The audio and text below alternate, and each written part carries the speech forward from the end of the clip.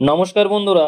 Pay commission অবশেষে সুখবর জানালো, সরকারি কর্মীদের বেতন বাড়তে নতুন পে কমিশন গঠন জানিয়ে দিল যে কেন্দ্রীয় সরকারি কর্মচারী এবং শিক্ষকদের জন্য একটা অত্যন্ত আনন্দের খবর সামনে এসেছে। সম্প্রতি কেন্দ্রীয় অর্থ মন্ত্রকের ব্যয় দপ্তর পে কমিশন একটা গ্যাজেট নোটিফিকেশন প্রকাশ করেছে। এই ঘোষণাটি শুধুমাত্র একটি আনুষ্ঠানিক প্রক্রিয়া নয়, বরং এটি দেশের লক্ষ লক্ষ সরকারি কর্মী এবং তাদের পরিবারের জন্য এক নতুন আর্থিক উন্নতি দিশা দেখাচ্ছে। এই গ্যাজেট প্রকাশের মাধ্যমে এটি নিশ্চিত হয়ে গেল যে নতুন বেতন কাঠামো নির্ধারণের কাজ সরকারিভাবে শুরু হয়ে গিয়েছে গ্যাজেটে। এবং এবার জেনে নেব গ্যাজেট নোটিফিকেশনে কি আছে।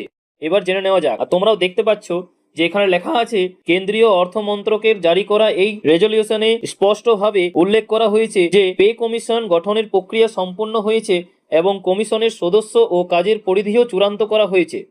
এই পদক্ষেপটি সরকারি কর্মীদের বেতন ভাতা এবং অন্যান্য সুযোগ সুবিধা পর্যালোচনার পথ প্রশস্ত করলো। এবার তোমরা দেখতে পাচ্ছ যে এই কমিশনের চেয়ারপারসন হিসেবে দায়িত্ব পেয়েছেন শ্রীমতী জাস্টিস রঞ্জনা প্রকাশ দেশাই। এছাড়াও মেম্বার হিসেবে রয়েছেন প্রফেসর পুলক ঘোষ এবং মুম্বাই সেক্রেটারি হিসেবে নিযুক্ত হয়েছেন শ্রী পঙ্কজ জেন। এবার বলি কাদের জন্য এই নতুন বেতন কমিশন। এই বেতন কমিশন মূলত কেন্দ্রীয় সরকারের অধীনে থাকা বিভিন্ন দপ্তরের কর্মীদের জন্য প্রযোজ্য হবে। কমিশনকে তাদের কাজ শেষ করে সুপারিশ জমা দেওয়ার জন্য প্রায় 18 মাস সময় দিয়েছিল, প্রায় 1.5 বছর বলতে গেলে। যদিও এই বিজ্ঞপ্তিটি সরাসরি পশ্চিমবঙ্গের রাজ্য সরকারি কর্মীদের জন্য নয়, তবে এর প্রভাব সুদূর প্রসারী। সাধারণত দেখা যায় যে কেন্দ্রীয় পে কমিশন লাগু হওয়ার পর রাজ্য সরকারগুলিও নিজস্ব পে কমিশন গঠন করে বা কেন্দ্রের কাঠামো অনুসরণ করে বেতন সংশোধন করে। এই গ্যাজেট নোটিফিকেশনে বিশেষভাবে সমস্ত রাজ্য সরকারের পূর্ণ সহযোগিতা ও সহায়তা চাওয়া হয়েছে। এর থেকে স্পষ্ট যে কেন্দ্রের এই সিদ্ধান্তের প্রভাব রাজ্যের কর্মীদের উপরেও পড়তে চলেছে, যা রাজ্য কর্মীদের মহার্ঘ ভাতা দিয়ে